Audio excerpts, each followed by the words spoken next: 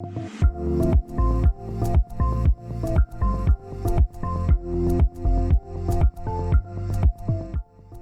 I'm just going to give a brief outline of what the ERA Special Technical Group for Building Physics has been working on in the last few years. And I guess one of the big things that we're proud of is that we brought out the new ERA DAO7 guide, and this design application manual, criteria for moisture control design analysis in buildings, has been in the pipeline for quite a few years, and we just recently got it out last month.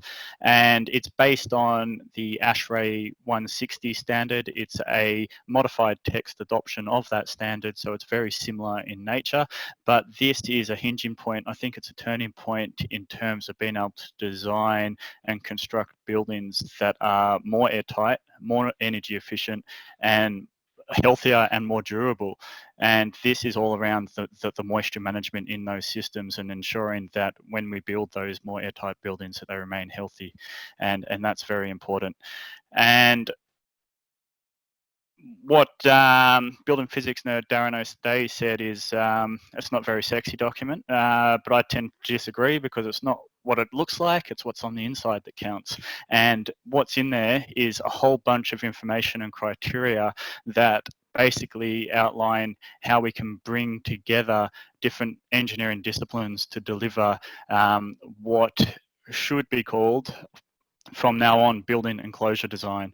And what we mean by this is essentially designing the building envelope which works by integrating the mechanical engineering, so the conditions that are created by the heating and cooling systems on the inside of the building, so whether it's warm air, warm moist air, or cold dry air, whatever it might be on the inside of the building that affects the building envelope and what happens with moisture inside the building envelope.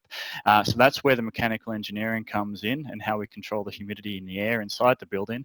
The facade and ESD engineers come into it, because the ESD engineers are specifying the insulation, but our values themselves are not enough to get a good outcome. We're talking about what type of insulation is used and how that integrates with air barrier systems, vapor control systems within that building envelope.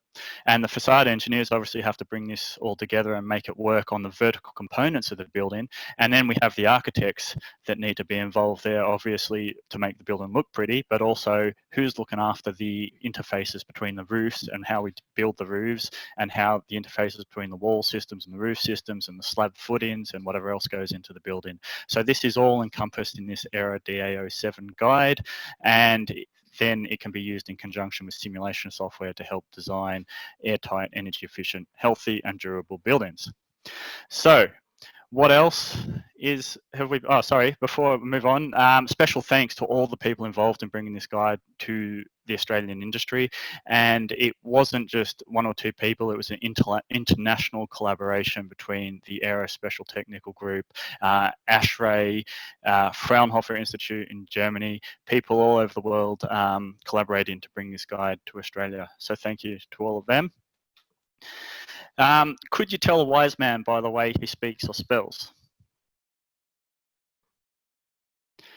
Is this more important than the stories he tells? Well, this brings us to the project which was outlined, I think, in 2018 ERA Building Physics Forum. This was the Wollongong Duplex. And this project is all about falling under ERA and the generosity of Stephen Cuthbert, who's building this to make freely available the content, design content, and the progress photos and information that we can essentially create stories and tell a story around how to deliver the next generation of high performance, healthy, durable and energy efficient housing in the Australian market. And this kicked off early in the year, and basically these series of photos you're looking at, there's a story behind every single one of these photos that needs to be told.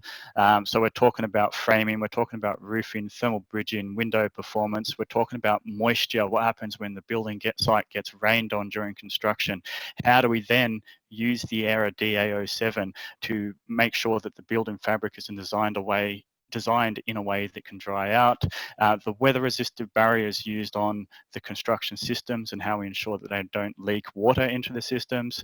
Roofing systems, state-of-the-art roofing systems that are pushing the boundaries of summer performance and winter performance to get the best of both worlds. How we design the inlets and outlets on those systems to ensure the ventilation works.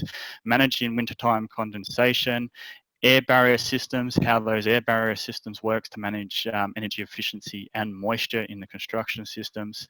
And moving forward, we're going to, I guess, elaborate, or the intent to put out further guidance to the industry to work with Aerodeo 7, but particularly in relation to material properties that can be used in simulation process to feed the outputs, and better design practices for moisture control design in airtight and energy efficient buildings. So if anyone wants to be involved in that STG, yeah, please come forward and let us know. But this guide will make several appearances, I believe, in the forum today, because on the release of this, we've tailored or selected the presentations which have some relationship to how this guide may be used or could be used out in the field. So thank you.